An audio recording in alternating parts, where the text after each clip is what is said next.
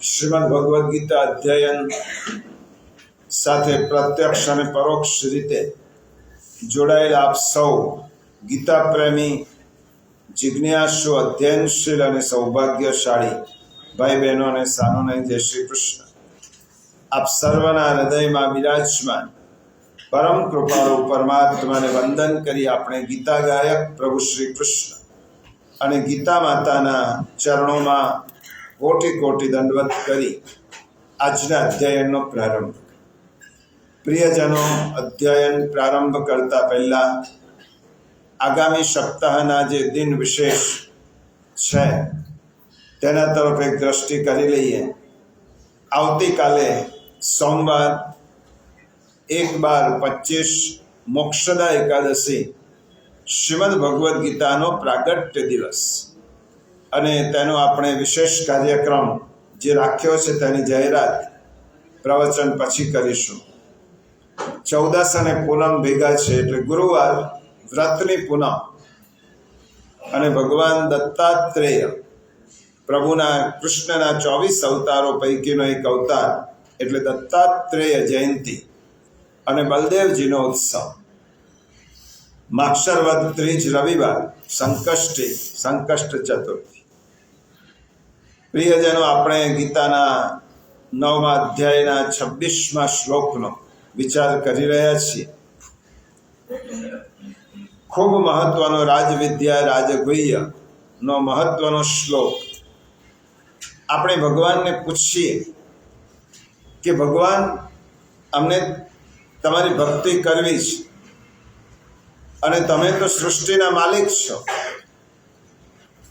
અને આપ નિત્ય તૃપ્ત છો, તો અમે આપની ભક્તિ કરતી વખતે અમે તમને શું આપી શકીએ? સમગ્ર સૃષ્ટિના માલિક તો તમે છો, તો ભક્તિ કરતી વખતે પ્રભુ અમે તમને શું ધરી શકીએ, શું આપી શકીએ? અને બીજો, તમે નિત્ય તૃપ્ત છો, તમને કોઈ વસ્તુની કામના નથી, આપ્તકામ છો, પૂર્ણકામ છો, તો પછી પ્રભુ અમે તમને શેની જરૂર હોય તો અમે તમને આપી શકીએ? એના જવાબમાં ભગવાને 26મો શ્લોક કયો છે, પાન નંબર 149, 9મો અધ્યાય 26મો શ્લોક. પત્રમ પુષ્પમ ફલમ તોયમ યો મે ભક્ત્યા પ્રયચ્છતિ તદહં ભક્ત્યુપરુતમ અશ્નામિ પ્રયતાત્મનઃ. જે કોઈ ભક્ત મને પ્રેમથી પત્ર, પુષ્પ, ફળ, જલ વગેરે અર્પણ કરે છે, શુદ્ધ બુદ્ધિના નિષ્કામ પ્રેમી ભક્તનું પ્રેમપૂર્વક અર્પેલું એ પત્ર, પુષ્પ આદિ હું સગુણ રૂપે પ્રગટ થઈને ઘણા પ્રેમથી આરોગું છું. ભગવાન પત્ર, પુષ્પ, ફળ અને જલનો ઉલ્લેખ કરીને કહે છે કે હું વસ્તુનો ભૂખ્યો નથી, હું ભાવનો ભૂખ્યો છું. તેથી તારો ભાવ આ, મને બીજા કશાની જરૂર નથી, છતાં પણ તારા ભાવની જરૂર છે. હું આપ્તકામ છું, પણ તારા ભાવ માટે હું ઉત્સુક છું. ગયા વખતે આપણે જોયું હતું કે પ્રભુને વચનથી નહીં, ભજનથી પ્રસન્ન કરી શકાય. કારણ કે ભજન કરવા માટે વસ્તુઓ જોઈએ અને ભગવાન તો કોઈ વસ્તુથી પ્રસન્ન થાય એવું નથી, કારણ કે પ્રભુ તો બધા જ ના માલિક છે. અને ભજન કરવા માટે ભાવ જોઈએ. ભજન કરવા માટે ભાવ, ભજન કરવા માટે વસ્તુ. ભજન કરે તે હારે મનવા, ભજન કરે તે જીતે. અને ગઈ વખતે આપણે જોયું તો રૂક્ષ્મણીના તુલસી પાનથી પણ પ્રભુ તોડાયા. જે હજારો મણ સોનાથી પણ તોલી ન શકાય તેમ ન હોવા છતાં પ્રભુ તુલસીના પાનથી તોલાય. ભગવાન કહે છે કે હું તારી. અને બીજું, પત્ર એટલે શું? પ્રભુને આપણે એક વખત પત્ર લખો, પ્રભુ હું ખુશ છું, આનંદિત છું, પ્રભુને આપણી શેની જરૂર છે? તારી ખુશીની અભિવ્યક્તિનો ભૂખ્યો છે. તો એકવાર મારી સમક્ષ એમ કે હું સુખી છું, હું આનંદિત છું, તો તારા તકરાર વગરનો પત્ર, તારી માગણી વગરનો પત્ર, તારી ફરિયાદ વગરનો પત્ર, એનો હું ભૂખ્યો છું. એકવાર તારા સંતોષનો પત્ર મને લખ, પ્રભુ હું સુખી છું, મને કંઈ જોઈતું નથી. એ દ્રષ્ટિએ પ્રભુએ પત્રની વાત કરી. હવે ભગવાન કહે છે, હું પ્રેમથી ધરેલા પુષ્પથી પણ, પત્રમ પુષ્પમ, પ્રેમથી ધરેલા પુષ્પથી પણ હું પ્રસન્ન થાઉં છું. પ્રેમથી ધરેલું પુષ્પ હોય, ભગવાનની પૂજા કરવા માટે કઈ સામગ્રી? આમ તો આપણી પાસે વૈભવ હોય તો ઉત્તમમાં ઉત્તમ સામગ્રી પ્રભુને અર્પીએ. પણ કોઈ એમ કહે કે મારી પાસે કશું જ નથી, તો ભગવાન એમ કહે છે કે નાનકડા પુષ્પથી પણ તું મને ધરીશ તો તે સ્વીકારીશ. નાનકડું પુષ્પ પણ મને પ્રેમથી ધરીશ તો તેનો ભાવથી અંગીકાર કરીશ. એક તરફ આપણે સમગ્ર લોકની સામગ્રી પ્રભુને અર્પણ કરી દઈએ, પણ મનમાં અહંકાર હોય, ભાવ ન હોય, તો પ્રભુ એ સામગ્રીને ક્યારે પણ સ્વીકારતા નથી. અને તો પણ પ્રભુ અતૃપ્ત જ રહે છે. અને બીજી તરફ તમે ભાવથી એક પુષ્પ પણ પ્રભુને અર્પણ કરો, તો પ્રભુ પ્રસન્નતાથી તે સ્વીકારે છે. આને ભગવાનનો વિરુદ્ધ ધર્માશ્રય કહેવાય. હરિરાય ચરણની ભાષા, વિરુદ્ધ ધર્માશ્રય. સમસ્ત લોકની સંપત્તિથી પણ અતૃપ્ત રહે પ્રભુ, અને એક પુષ્પથી પણ પ્રભુ ધરાઈ જાય, પ્રભુ તૃપ્ત રહે. આવા બંને પ્રસંગો શ્રીમદ ભાગવતના 2 ઉદાહરણોથી સમજીશો તો વધારે ખ્યાલ આવશે આ શ્લોકનો. શ્રીમદ ભાગવતના 8મા સ્કંદ બલિરાજાનું આખ્યાન છે, અને તેમાં દેવોને પરાજય આપી દાનવો તેમનો સ્વર્ગનું રાજ્ય પડાવી લે છે. દેવોના વડા તે ઇન્દ્ર કહેવાય, અને દાનવોના જે વડા છે એને બલિરાજ. હવે દાનવોએ દેવોની પાસેથી સમગ્ર સ્વર્ગનું રાજ્ય ખૂંચવી દીધું. દાનવોના રાજા બલિ સ્વર્ગના સિંહાસન પર બેસીને તે શાસન કરી રહ્યા છે, ઇન્દ્રાસન સંભાળે છે. હવે તેમના ગુરુ ભૃગુવંશી શુક્રાચાર્ય, બલિરાજાના ગુરુ ભૃગુવંશના શુક્રાચાર્ય, આ શુક્રાચાર્યને એમ થયો કે બલિ, હું તને કાયમ માટે ઇન્દ્ર પદે સ્થાપવા માંગુ છું. તો એના માટે શું યોગ્યતા છે? 100 અશ્વમેધ યજ્ઞ કરવા. આ 100 યજ્ઞ હું તારી પાસે કરાવું છું, અને એ 100 યજ્ઞ પૂર્ણ થયા પછી ઇન્દ્ર પણ તને આ સ્વર્ગનું શાસન ખાલી નહીં કરાવી શકે. સ્વર્ગનું સિંહાસન તને ઇન્દ્ર પણ ખાલી નહીં કરાવી શકે, કારણ કે તારી એટલી યોગ્યતા છે. આ સંકલ્પ લઈને 100નો સંકલ્પ લેવડાવ્યો બલિરાજા પાસે. 99 યજ્ઞ પૂર્ણ કર્યા. બલિરાજાએ 99 યજ્ઞ, શુક્રાચાર્ય એમના ગુરુએ 99 યજ્ઞ પૂર્ણ કરાવ્યા.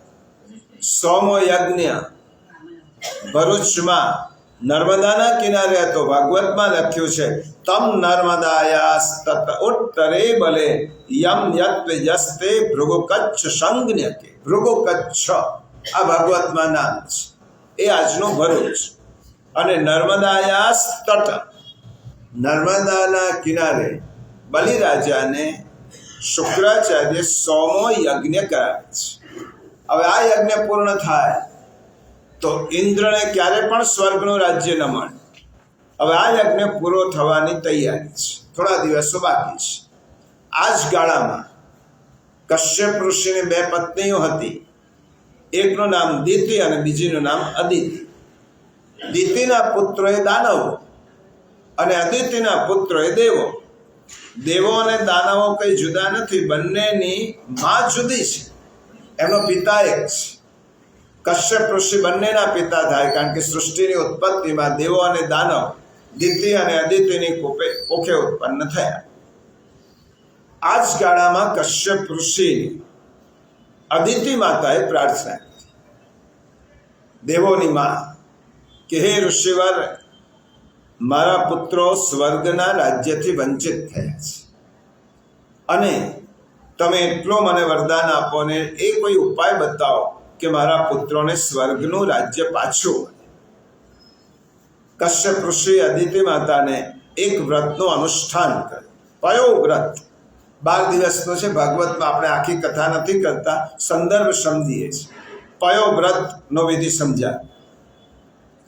પયો વ્રતનો હેતુ એટલો જ હતો કે પોતાના પુત્રોને સ્વર્ગનું રાજ્ય પાછું મળે.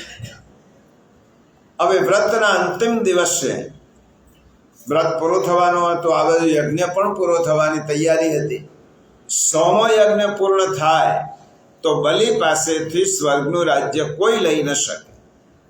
આ એક અનુષ્ઠાન છે. 99 પૂરા થઈ ગયા, શિખર પર આવી ચૂક્યા છે, હવે એક ડગલો જ બાકી છે. અને આ બાજુ અદિતિ માતાએ પયો વ્રત પૂર્ણ કર્યો અને ચતુર્ભુજ નારાયણ સ્વરૂપે પ્રભુ દર્શન આપે છે અદિતિ માતા, અને યોગ્ય સમયે પ્રગટ થવા માટેનું આશ્વાસન આપે છે. પ્રભુ યોગ્ય સમયે અદિતિ માતાની સમક્ષ પુત્ર રૂપે પ્રગટ થાય છે. એનું નામ વામન નારાયણ ભગવાન. આ વામન નારાયણ પ્રભુ પ્રગટ થાય છે. આ વામન નારાયણ ભગવાન યજ્ઞોપવિત દીક્ષા લઈ અને બલિરાજાના યજ્ઞમાં જાય છે. એમનું બાળપણ નથી, 7 વર્ષનું આયુષ્ય છે. પ્રભુ પ્રગટ થયા છે અને શુક્રાચાર્ય જે યજ્ઞ કરાવે છે ભૃગુ કચ્છમાં, ભરૂચમાં, ત્યાં વામન ભગવાન પધારે છે. હવે વામન ભગવાનને દૂરથી આવતા બલિરાજાએ જોયા. બલિરાજા એટલે કોણ? પ્રહલાદજીના પૌત્ર, પ્રહલાદજીનો પુત્ર વિરોચન અને વિરોચનના બલિ. એટલે ભક્તિ તો વારસામાં છે જ, ભલે દાનવ છે, દાનવોના ઇન્દ્ર છે. એમને જ્યારે પ્રભુ વામન ભગવાનને દૂરથી આવતા જોયા, બટુક છે સિંહાસન પર, અને બલિરાજા યજ્ઞની આહુતિ આપવા જાય છે. આ અંતિમ આહુતિઓ હતી, આ પૂર્ણ થવો જોઈએ, પણ ત્યાં વામન ભગવાન દેખાયા. બલિ દૂરથી વામન ભગવાનને બલિરાજાએ જોયા. અદ્ભુત સૌંદર્ય, તે તેજોમય સ્વરૂપ. બલિરાજાને એમ થયું કે આવો તેજસ્વી બ્રાહ્મણ મેં મારા 99 યજ્ઞમાં પણ જોયો નથી. આ કોણ છે? સાક્ષાત સૂર્યનારાયણ તો આકાશમાંથી ઉતરી નહીં આવ્યા હોય.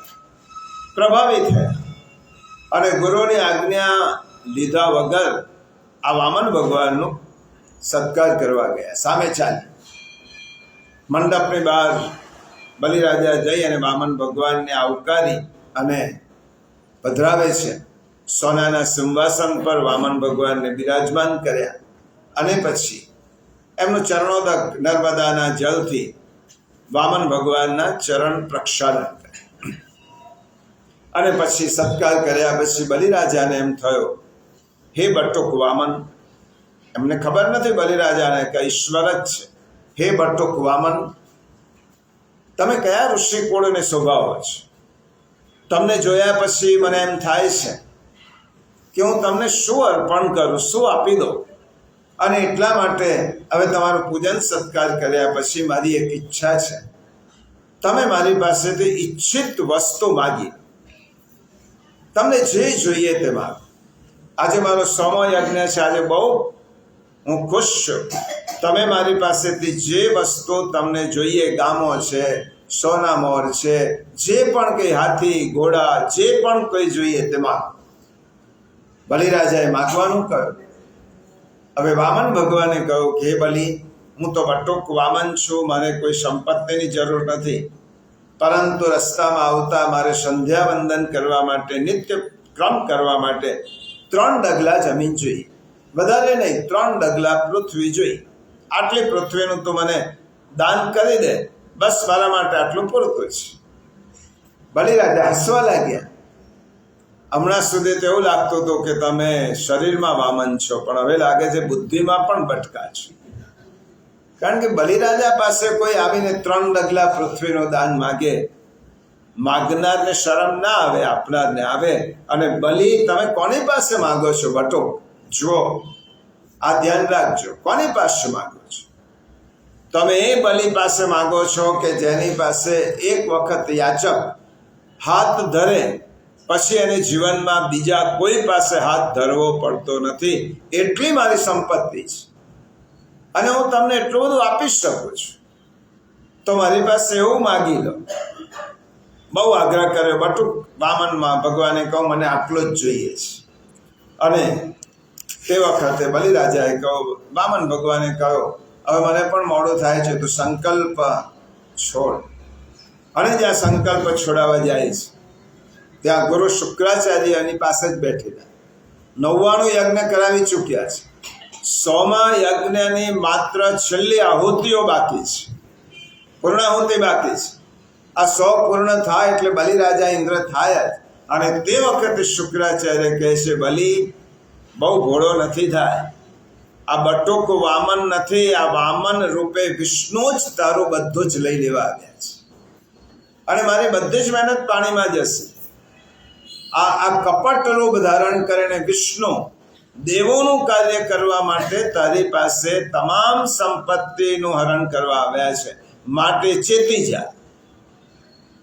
બલિરાજા ગુરુને કહે છે, મેં એકવાર કહું કે 3 ડગલા પૃથ્વી આપીશ, પછી તમે હવે મને કહો છો તું મારા વચનથી પાછો કેવી રીતે ફરો?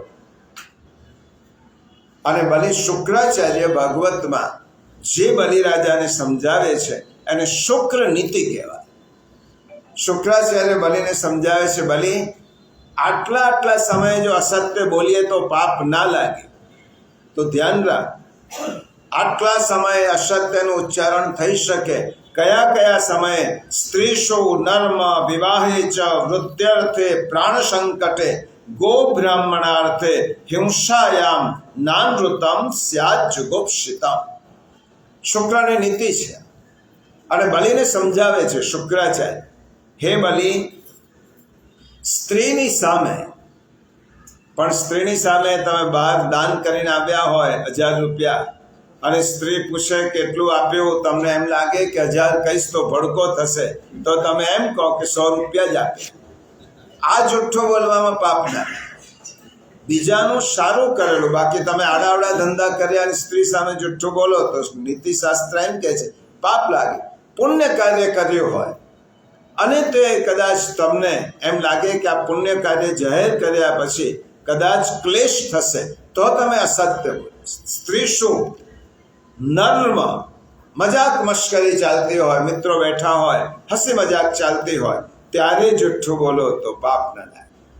લગ્નની બાબતમાં કન્યા કે વરની થોડી પ્રશંસા વધારે કરવાની હોય ત્યારે પણ જુઠ્ઠું બોલો તો એ પાપ ના લાગે.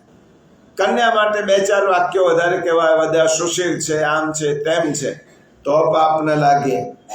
પ્રાણ ચાલ્યા જવાના હોય, પ્રાણ સંકટમાં, ત્યારે તમે અસત્ય બોલી શકો છો. ગાયો અને બ્રાહ્મણોની ભલાઈ થવાની હોય, રક્ષા થવાની હોય. અને ભાગવતમાં ઉદાહરણ છે કે ઋષિ તપ કરતા હોય અને એક ગાય એમના દેખતા એક દિશામાં ગઈ હોય અને એને પાછળ મારવા માટે કસાઈ શસ્ત્ર લઈને ગૌ હત્યા કરવા માટે તેની પાછળ દોડે છે. તે વખતે આ ઋષિને પૂછે છે કે ગાય કઈ દિશામાં ગઈ, તો તે વખતે ઋષિએ સત્યનું ઉચ્ચારણ કરે તો અપરાધ લાગે, કારણ કે ગાયની રક્ષા કરવાની છે. એટલા માટે તેને જે દિશામાં ગાય ગઈ હોય તેનાથી વિપરીત દિશા બતાવતી પડે. ગૌ બ્રાહ્મણ, ગાય અને બ્રાહ્મણના રક્ષણ માટે, કોઈને મોતમાંથી ઉગારી લેવા માટે, કોઈ વ્યક્તિ મૃત્યુના મુખમાં હોય અને તેને ઉગારી લેવા. અને જ્યારે તમારી બધી જ સંપત્તિનું હરણ થવાનું હોય, કોઈ ખૂંચવી લેતું હોય, તમને રાત્રે લૂંટારો મળ્યો હોય, ઉપરના ખિસ્સામાં તમે પૈસા લઈ લીધા હોય, આ હોય, ગુપ્ત ખિસ્સામાં તમે થોડીક કિંમતી વસ્તુ રાખી હોય અને ચોરને લૂંટારો પૂછે સાચું બોલ, હવે કંઈ છે તારી પાસે, તો સાચું બોલશો કે ના હજી બાકી છે? તે વખતે અસત્યનું ઉચ્ચારણ કરી શકાય, મારી પાસે કંઈ નથી. આ શુક્રની નીતિ છે.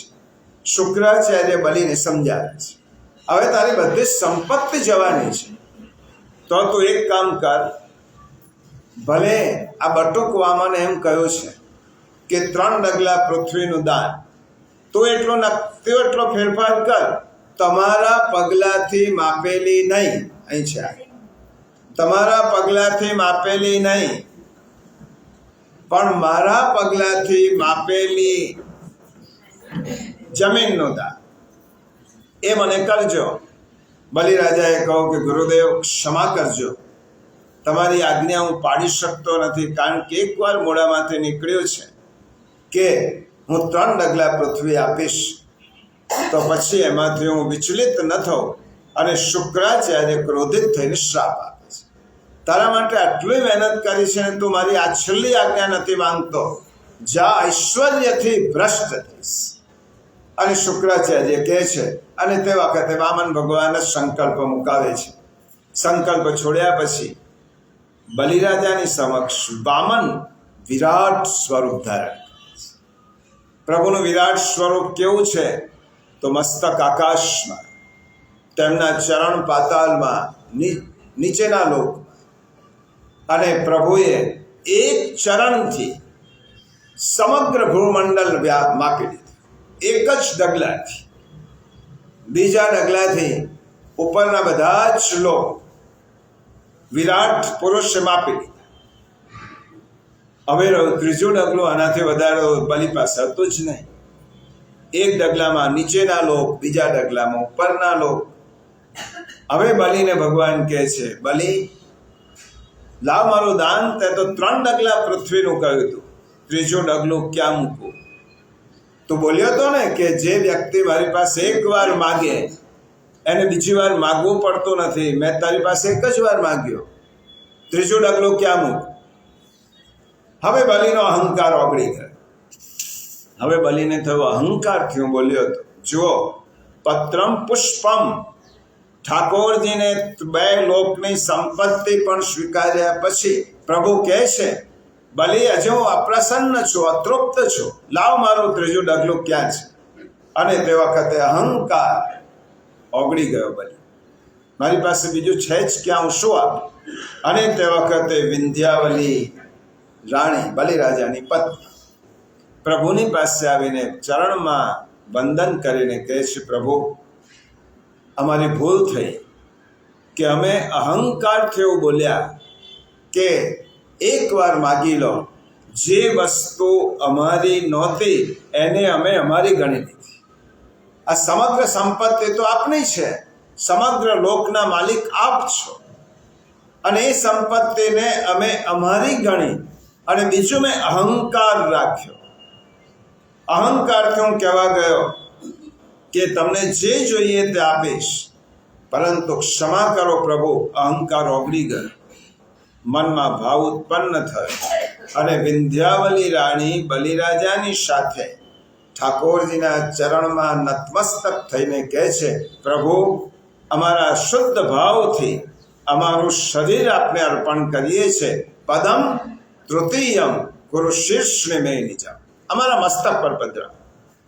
તમારું ત્રીજું ચરણ અમારા મસ્તક પર પધરા. પ્રભુ પ્રસન્ન થયા, અહંકાર ગયો, થોડી દીનતા, હૃદયમાં ભાવ આવે. અને 2 લોક માપ્યા પછી પણ અતૃપ્ત પ્રભુએ કહ્યું, હે બલિ, તારા ભાવથી હું પ્રસન્ન થયો છું. તે ભાવથી મને આપ્યો છે તારું મસ્તક, હું તો લેવા નહીં આપવા આવ્યો છું. બલિ, ઇન્દ્રને સ્વર્ગનું રાજ્ય મુબારક, હું તને સુતલ પાતાલનો ઇન્દ્ર બનાવું છું. એટલું જ નહીં, જે વ્યક્તિ તેનું બધું જ મને ભાવથી આપી દે છે, તેનું રક્ષણ કરવા માટે હું રાત દિવસ જાગતો રહું છું. જ્યાં તારા સુતલ પાતાલમાં રક્ષક તરીકે હું ઊભો રહીશ, તારા મહેલની બહાર ઊભો રહીશ અને તારી રક્ષા કરીશ 24 કલાક. તો પ્રભુ શેનાથી મપાયા? પ્રભુ મપાયા 2 લોકથી નહીં, બલિના ભાવથી. પત્રમ, પ્રભુ જો મપાય છે તો ભાવથી મપાય. અને એવો જ બીજો પ્રસંગ ભાગવતનો, જે 3 લોકનું દાન લેવા માટે પણ અતૃપ્ત હતા, તે પ્રભુ બીજો એક પ્રસંગ 8મા સ્કંદમાં છે. ઇન્દ્રદ્યુમ્ન નામનો એક રાજા. આ ઇન્દ્રદ્યુમ્ન રાજા ભગવદ ભક્ત હતો. એકવાર એ ભગવત સ્મરણમાં આંખો બંધ કરીને બેઠેલો હતો અને તે વખતે અગસ્ત્ય મુનિ આવે છે. અગસ્ત્ય મુનિ રાજાની પાસે આવ્યા. જોયો રાજાની આંખો બંધ છે, મુનિ છે, તપનું બળ છે અને ક્રોધ પણ છે. શ્રી મહાપ્રભુજી લખે છે કે 3 રેડ સિગ્નલ છે. તમારી પાસે પુષ્કળ જ્ઞાન હોય તો તમારો પતન ક્રોધથી થવાની સંભાવના છે. જ્ઞાની માણસ ક્રોધી હોય, જ્ઞાનીએ ક્રોધથી સંભાળવું પડે. તમારી પાસે પ્રચંડ જ્ઞાન હોય તો ક્રોધ એ તમારા પતનનું કારણ બની શકે છે. જ્ઞાન માર્ગમાં ક્રોધ. કર્મમાં તમે હો તો તમારે સમાજમાં સ્ત્રી પુરુષ બધા સાથે કામ કરવાનું હોય. કર્મમાં તો તમારું પતન કામથી થઈ શકે છે. સંગ આવે એટલે કામ આવે, કામથી પતન થાય. અને ભક્તિ માર્ગમાં તમે હો તો લોભથી પતન થાય. લોભ એવો છે કે ભક્તિ માર્ગમાં પ્રભુને થોડીક સામગ્રી અર્પણ કરી, ના આવતીકાલે ચાલશે એમ કરીને મૂકી રાખો, આ પણ લોભ છે. ભક્તિ માર્ગમાં લોભ, કર્મ માર્ગમાં કામ અને જ્ઞાન માર્ગમાં ક્રોધ. આનાથી પતન આ 3 નર્કના દરવાજા છે. અગસ્ત્ય અને ક્રોધ. અને કહું, હે રાજા, તું મને આવ્યો છો તારા મહેલમાં અને તું આંખો બંધ કરીને બેસી રહ્યો છે. જા હાથીની જડ યોની પ્રાપ્ત. રાજાની આંખો ખુલી. રાજાએ કહ્યું, ઋષિવર, હાથીની યોની પ્રાપ્ત કરવાનો આપે શ્રાપ આપ્યો છે, સ્વીકારો છો, પણ હું તો મારા પ્રભુનું સ્મરણ કરતો. અગસ્ત્ય ઋષિને પશ્ચાતાપ થાય કે પ્રભુનું સ્મરણ કરતો હતો અને મેં શ્રાપ આપ્યો છે. સારું, મારા શબ્દો તો હું પાછા નથી ખેંચી શકતો. તને હાથીની યોની મળશે, પરંતુ તને સંકટ સમયે પ્રભુનું સ્મરણ રહેશે. તો ગજેન્દ્રની યોનિમાં જઈશ તો પણ તને અંતિમ સમયે પ્રભુનું સ્મરણ થશે. તારા મનમાં ઈશ્વરનું સ્મરણ, ભક્તિ અકબંધ રહેશે. આ વરદાન પણ આપ્યું. આ જે ઇન્દ્રદ્યુમ્ન રાજા બીજા જન્મે ગજેન્દ્ર, જે 8મા સ્કંદમાં જેની કથા આવે છે, આ ગજેન્દ્ર યુથપતિ હતો. એટલે અનેક હાથણીઓ સાથે એકવાર સરોવરમાં સ્નાન કરવા જાય છે. અને સરોવરમાં સ્નાન કરતા કરતા ગજરાજ વિવેક ભૂલ્યો. દિવસો ગયા, સમયનો ભાન ન રહ્યો અને એ જલ ક્રીડામાં એટલો નિમગ્ન થયો કે તે વખતે એક મગરમચ્છ છે, એનો પગ પકડ્યો, હાથીનો પગ. શરૂઆતમાં તો એને એમ લાગ્યું ગજેન્દ્રને, આ મગરમચ્છ મારું શું બગાડવાનું છે, હમણાં હું છોડાવી દઈશ. પરંતુ ધીમે ધીમે પગ છોડાવા જાય છે. પગ વધારે મજબૂત પકડ મગરમચ્છની થાય છે. અને તે વખતે હાથીને થયું, પોતાની બધી જ શક્તિ કામે લગાડી, પગ છૂટતો નથી. આસપાસના હાથીણીઓ અનેક, એના હાથીના બચ્ચાઓ હતા, પરિવાર હતો સેંકડોનો. બધાએ મદદ કરી હાથીને, કોઈ છોડાવી શક્યું નહીં. 1 દિવસ, 2 દિવસ, 5 દિવસ, મહિનો ગયા. ધીમે ધીમે ધીમે બધા જ ત્યાંથી દૂર થવા લાગ્યા. ક્યાં સુધી હવે આનો પગ તો મગરમચ્છે પકડ્યો છે, આપણે ક્યાં સુધી એની પાસે રહીશું? એટલા માટે સંસારની આ કડવી વાસ્તવિકતા છે.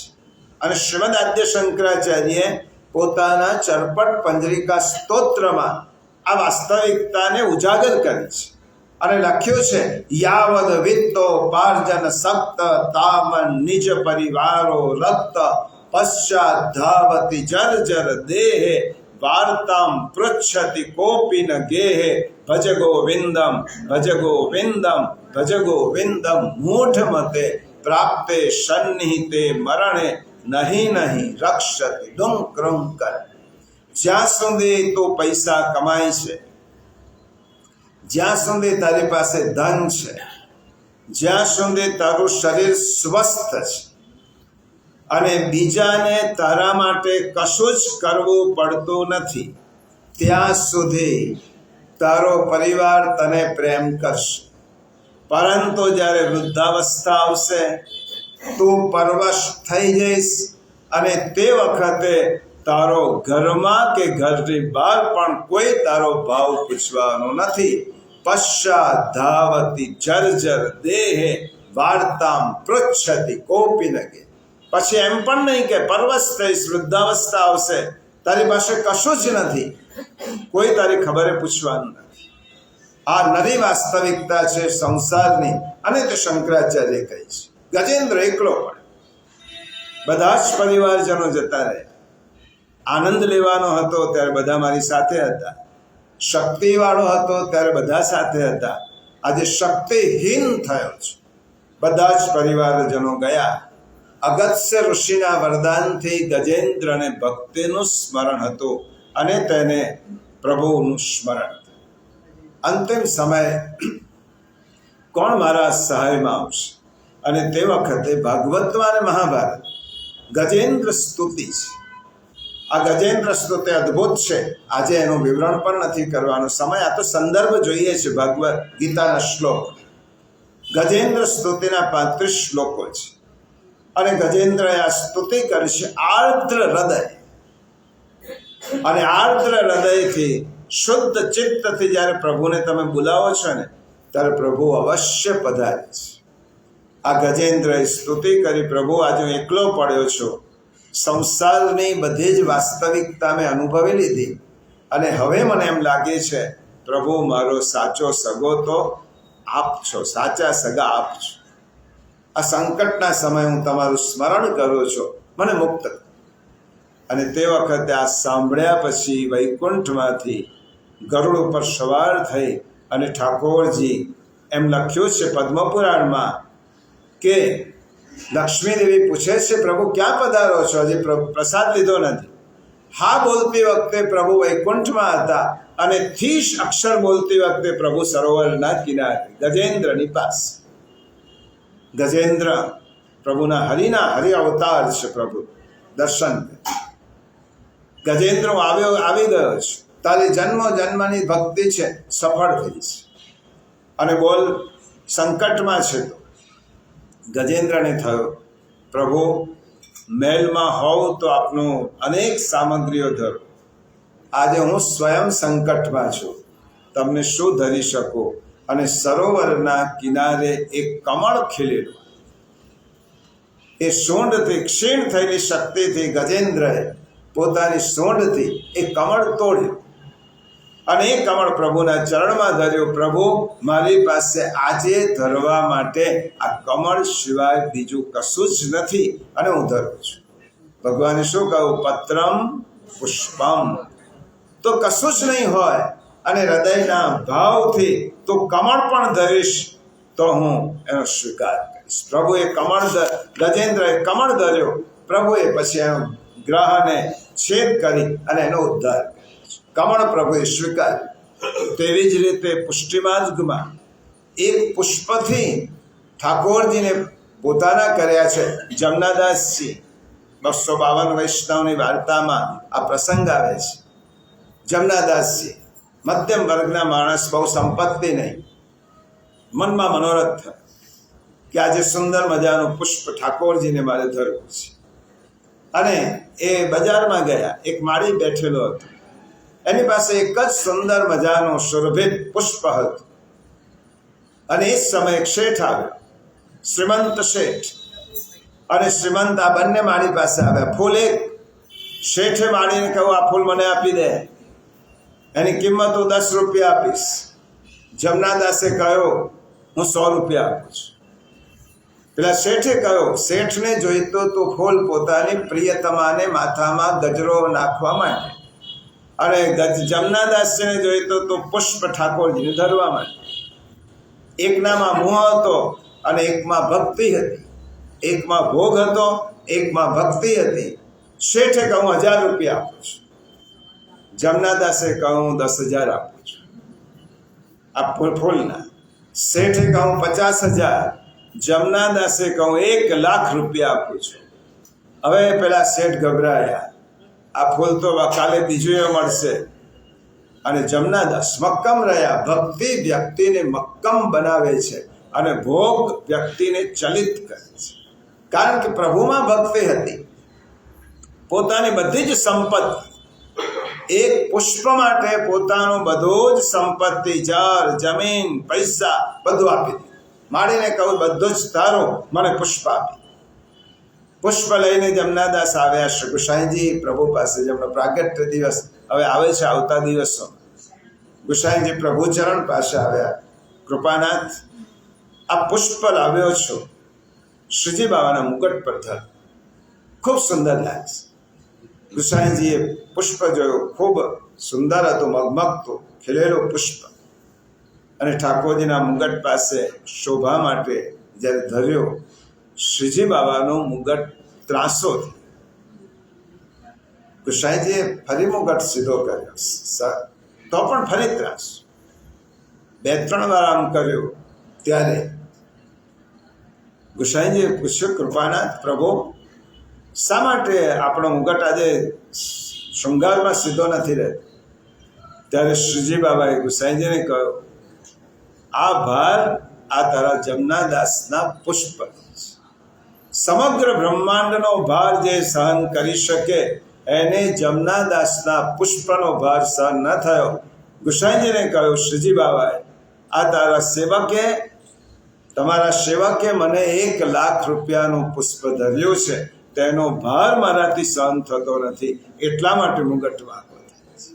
સમગ્ર બ્રહ્માંડને પોતાના એક રૂવાટામાં રાખી શકે તે પ્રભુ પોતાના ભાવથી ધરેલી બધી જ સંપત્તિથી લીધેલું એક પુષ્પ, એનો ભાર પ્રભુ સહન કરી શક્યા નહીં. એટલા માટે કહ્યું, પત્રમ પુષ્પમ, પુષ્પ પણ મને ભાવથી ધરીશ તો. હવે પુષ્પનો બીજો અર્થ થાય, ભગવાન કયા પુષ્પથી પ્રસન્ન થાય છે? સ્થૂળ પુષ્પ તો કાલે આપણે પ્રભુને પુષ્પ ધરી દઈએ તો પ્રભુ પ્રસન્ન થશે, આપણી પાસે ઘણું હોય. એનો બીજો અર્થ છે, ઉદ્યાનમાં ઉગેલું પુષ્પ તો પ્રભુને ધરવાનું જ છે, પરંતુ પ્રભુ જે માગે છે મારી પાસે જીવન પુષ્પ. આ બીજો અર્થ થયો. પત્રમ એટલે મારો પત્ર પ્રભુ માગે છે, અને પુષ્પ એટલે પ્રભુ કહે છે બગીચામાં ઉગેલું પુષ્પ તો મેં ઉગાડ્યું છે, એ તો ધરેશ, તારી કૃતજ્ઞતાનો ભાવ છે, સેવાના ક્રમમાં છે, મને તો તારું જીવન પુષ્પ જોઈએ છે. તારા જીવન પુષ્પથી હું પ્રસન્ન થઈશ. તો પુષ્પમાં જે 3 ગુણો છે એ જીવનમાં આવે તો પ્રભુ પ્રસન્ન થાય. પુષ્પમાં કયા 3 ગુણ છે? સુકોમળતા છે, રંગ છે અને સુગંધ છે. પુષ્પની પાસે સુકોમળતા છે, રંગ છે અને સુગંધ છે. આ 3 ગુણો આપણામાં આવવા જોઈએ. સુકોમળતા એટલે શું? જેને પોતાના માટે આંખમાં આંસુ આવે એને સુકોમળ ન કહેવાય. જેને બીજાનું દુઃખ જોઈને એની આંખમાં આંસુ આવે એને સુકોમળતા કહેવાય. કોમળતા સંતો, મહાપુરુષો, ભક્તો, ભગવદીઓ બીજાનું દુઃખ જોઈને રડ્યા છે, એટલા માટે તેમનું ચિત્ત સુકોમળ છે. જે પોતાના સુખનો વિચાર છોડીને બીજાના સુખની ઈચ્છા રાખે છે એનું નામ સુકોમળ. એને બીજાનું દુઃખ જોવાતું જ નથી. એટલા માટે આપણે જગતમાં મોટા ભાગના 99% લોકો તો પોતાના માટે આંસુ સારવાવાળા છે. 1% વ્યક્તિ એવા છે કે જે બીજાના માટે રહે છે. એટલા માટે કવિ એમ કહે છે, હર આંખ यहाँ यूं तो बहुत रोती है, हर आंख यहाँ यूं तो बहुत रोती है, हर बूंद मगर अश्क नहीं होती, हर बूंद मगर अश्क नहीं होती है, देख कर रो दे जो जमाने का गम. જેની આંખોમાંથી લોકોનું દુઃખ જોઈને આંસુ આવે છે, દેખ કર રો દે જો જમાને કા ગમ, उस आंख से आंसू जो गिरे वो मोती. એની આંખમાંથી આંસુ પડ્યા એ મોતી થાય. પોતાના માટે તો બધા જ રડે છે, એટલા માટે બીજાના દુઃખો માટે રડવું એ સુકોમળતા છે. પરંતુ હજી પણ તેનું સૂક્ષ્મ વિવરણ કરીએ તો હોબ્સ અને હેલ્વેશિયસ નામના મનોવૈજ્ઞાનિકો છે, એમને કહ્યું, જ્યારે તમે બીજાનું દુઃખ જોઈને રડો છો ને તો તમને બીજા ઉપર દયા છે એવું ના કહેવાય, કારણ કે તમે એટલા માટે પણ રડતા હોય કે આના જેવું દુઃખ કદાચ મને પડે તો. આ બહુ સૂક્ષ્મ મનોવિજ્ઞાન છે. આપણે બીજાના દુઃખને જોઈને રડીએ ત્યારે તે વખતે માણસની આંખમાં એટલા માટે આંસુ આવે છે કે આને જે સંકટ પડ્યો છે એ આવતીકાલે મારા પર પડે તો શું સ્થિતિ થાય. એટલા માટે બીજાના દુઃખને જોઈને રડવું એને એનલાઇટન્ડ સેલ્ફ ઇન્ટરેસ્ટ કહેવાય. ઉદાત્ત સ્વાર્થ, બીજો સ્વાર્થ નથી, ઉદાત્ત સ્વાર્થ છે. આનું સંકટ છે પણ આવું સંકટ મને પડે તો. હોસ્પિટલમાં કોઈ બીમાર વ્યક્તિને જોઈએ અને તે વખતે આપણે અફસોસ વ્યક્ત કરીએ તો પહેલો અફસોસ એની લાગણી માટે નથી કરતા, આપણને એમ થાય છે આવતીકાલે મને પણ આવી રીતે હોસ્પિટલમાં દાખલ થવું પડે તો. તો આ આપણામાં જે ઉદાત્ત એનલાઇટન્ડ સેલ્ફ ઇન્ટરેસ્ટ હોબ્સન હેલ્વિશિયસ કહે છે, આવા વિચારથી પણ માણસ બીજાના દુઃખ જોઈને રડે તો આપણા શાસ્ત્રોએ કહ્યું બીજાના દુઃખને જોઈને સુખી થવું આ દાનવતા છે. બીજાનું દુઃખ જોઈને માણસ સુખી થતો હોય, બીજાની પીડા જોઈને માણસ પ્રસન્ન થતો હોય તો આ દાનવતા છે, આ રાક્ષસી પણ છે. બીજાના દુઃખને જોઈને જો કોઈ દુઃખી થતું હોય તો આ માનવતા છે. તમે બીજાના દુઃખને જોઈને દુઃખી થાવ આ માનવતા છે. બીજાના દુઃખને જોઈને સુખી થાવ આ દાનવતા છે. બીજાના સુખને જોઈને દુઃખી થઈએ તો આ માનસિક દરિદ્રતા છે. બીજાનું સુખ છે અને આપ દુઃખી આપણે થઈએ છીએ. કોઈને ઘેર ગાડી આવી, કોઈને ઘેર ઐશ્વર્ય આવ્યો, વૈભવ આવ્યો અને આપણે દુઃખી થઈએ તો આ માનસિક દરિદ્રતા છે. એમાં તમારે કશું મળ્યું નથી, કશું ગયું નથી. બીજાનું સુખ તમારાથી જોવાતું નથી. એટલા માટે સંસ્કૃતમાં ગધેડા માટે એક શબ્દ છે. ગર્દભ માટે સંસ્કૃતમાં વૈશાખનંદન. વૈશાખનંદન આ શબ્દ તમે સંસ્કૃતમાં જોશો તો ગધેડા માટે છે. કેમ? વૈશાખમાં બધું સુકાયું હોય અને તે વખતે ગધેડાને બીજા પ્રાણીઓ ભૂખ્યા જોઈને એને આનંદ થાય કે ચાલો આને તો ખાવા નથી મળતું, મને તો ભલે નથી મળ્યો પણ આને તો નથી જ મળતો. એટલા માટે વૈશાખના ધોમ ધકતા તાપમાં પણ જે બીજાના દુઃખને જોઈ અને પ્રસન્ન થાય એને વૈશાખનંદન. બીજાના સુખને જોઈને દુઃખી થવું એ માનસિક દરિદ્રતા છે. પણ બીજાના સુખને જોઈને સુખી થવું આ બહુ અઘરું છે. બીજાના સુખને જોઈને સુખી થવું આ માનસિક શ્રીમંતાઈ છે. અને જે વ્યક્તિ માનસિક રીતે શ્રીમંત હોય એ જ વ્યક્તિ બીજાને સુખી જોઈને પોતે સુખ વ્યક્ત કરી શકે છે. બીજાને ત્યાં પ્રસન્નતા થઈને પોતે પ્રસન્નતા વ્યક્ત કરી. બાજુના ઘરમાં બહુ મોંઘી ગાડી આવી અને પડોશી સુખી થાય, પેંડા આપવા જાય તો સમજવાનું માનસિક શ્રીમંતાઈ છે. આ માનસિક શ્રીમંતાઈ. એટલા માટે બીજાના દુઃખને જોઈને દુઃખી થવું સહેલું છે પણ બીજાના સુખને જોઈને સુખી થવું ઘણું અઘરું છે.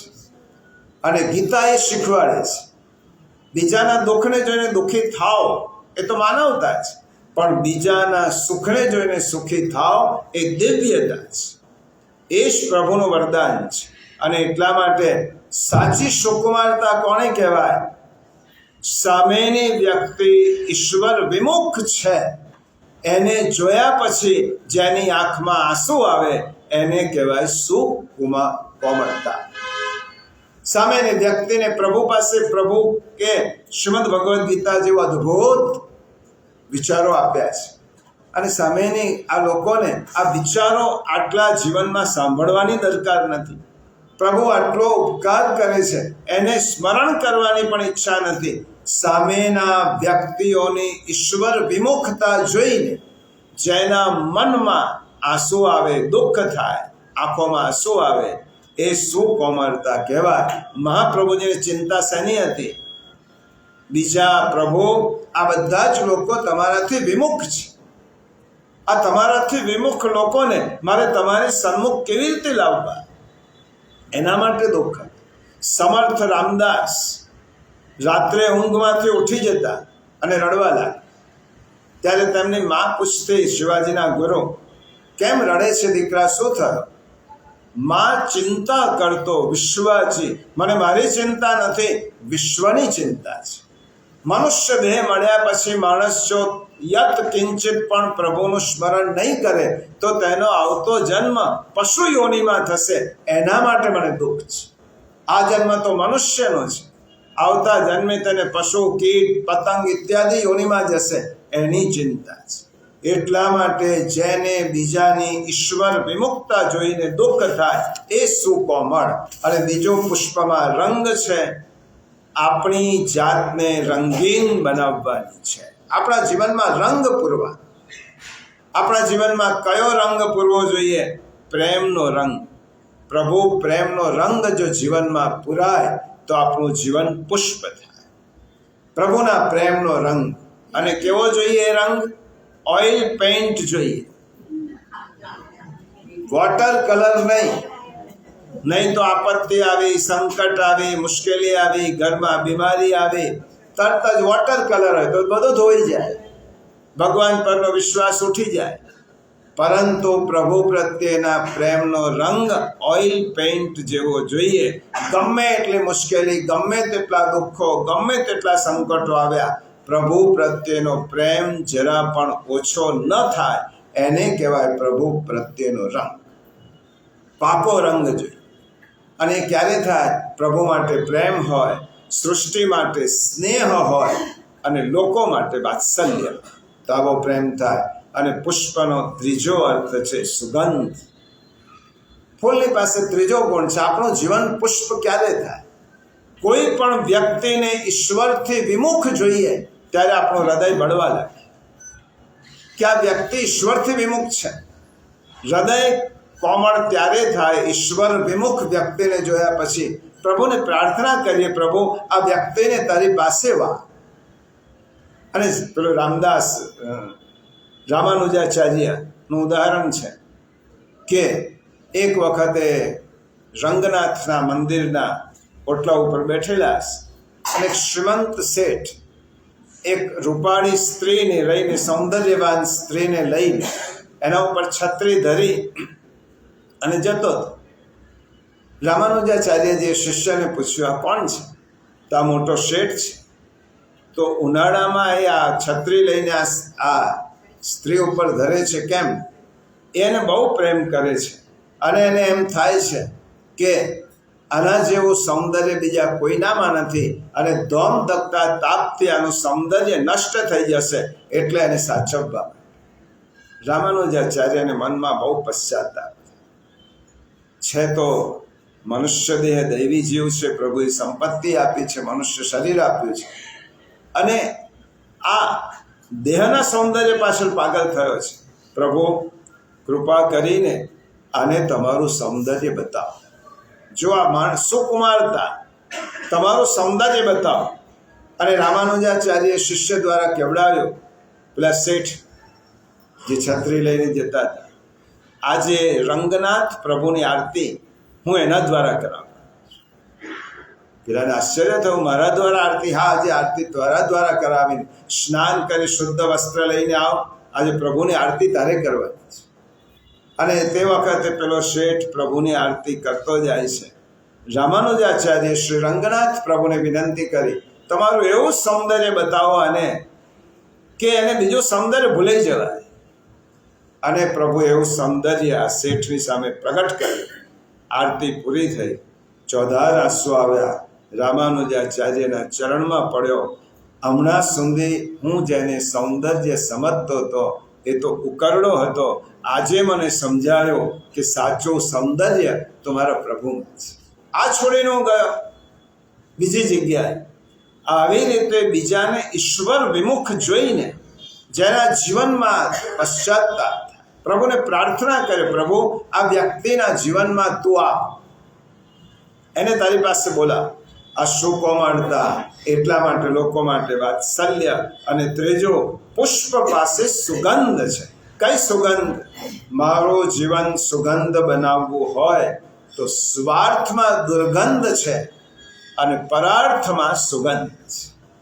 તમે જ્યારે કોઈ પણ કાર્ય સ્વાર્થ યુક્ત થઈને કરો, એ પછી સેવા હોય, પૂજા હોય, યજ્ઞ હોય, તપ હોય, અધ્યયન હોય, તમારા મનમાં સ્વાર્થ છે અને તમે સત્કાર્ય કરો છો તો પણ એ સત્કાર્ય દુર્ગંધયુક્ત છે. કારણ કે તમે પ્રભુના પ્રેમ માટે નથી કરતા, તમે અંદર તમારો સ્વાર્થ સાધવા માટે કરો છો.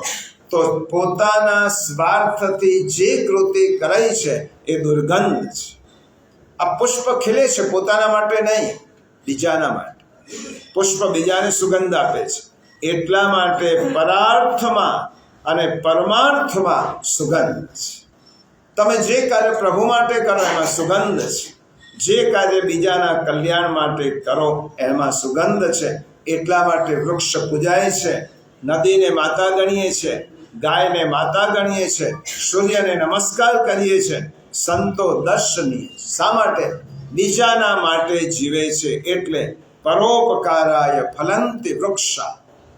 આ વૃક્ષ પરોપકાર માટે ફળે છે, એટલા માટે વૃક્ષનું પૂજન થાય. અને મહાપ્રભુજીએ જ કહ્યું, આ દુનિયામાં સાચા વૈષ્ણવ જો કોઈ હોય તો વૃક્ષાહા વૈષ્ણવાહા. આ વૃક્ષો જ વૈષ્ણવ છે. પહેલા વૈષ્ણવ કોણ આ સૃષ્ટિના? તો વૃક્ષો છે, જે પોતાનું બધું જ બીજા માટે વાપરી દે છે. એટલા માટે પરોપકારાય ફલંતિ વૃક્ષા પરોપકારાય વહંતિ નદ્ય. નદી પરોપકાર માટે વહે છે, એટલા માટે તેનું જલ આપણે મસ્તક પર મૂકીએ, પવિત્ર થઈએ. કારણ કે નદી પોતાના માટે નથી વહેતી, પરોપકાર માટે. પરોપકારાય વિભાતિ સૂર્ય. આ સૂર્ય કેમ તપે છે? પોતાના માટે નહીં, આપણા માટે. પરોપકારાય દુહંતિ ગાવ. પરોપકાર માટે ગાયો એ પોતાનું દૂધ આપે છે. અને પરોપકાર માટે જ સંતો, ભક્તો, ભગવદીઓ, મહાપુરુષો આ પૃથ્વી ઉપર શ્વાસ લે છે. પ્રત્યેક શ્વાસ તેમનો પરોપકાર માટે છે. એટલા માટે તેમની પૂજ્ય છે. તો આપણો પ્રભુ આપણી પાસે શું માંગે છે? પત્રમ પુષ્પમ. પુષ્પ નહીં, તારું જીવન પુષ્પ મને ધર. અને આપણું જીવન પુષ્પ ધરવા માટે સુકોમળતા જોઈએ, ગંધ જોઈએ અને સુગંધ જોઈએ, રંગ જોઈએ અને સુગંધ જોઈએ. તો જ પ્રભુને આપણે આ જીવન પુષ્પ ધરી શકીએ. પછી ભગવાન કહે છે પત્રમ પુષ્પમ ફલમ. એનો વિચાર આવતા રવિવારે આવશે.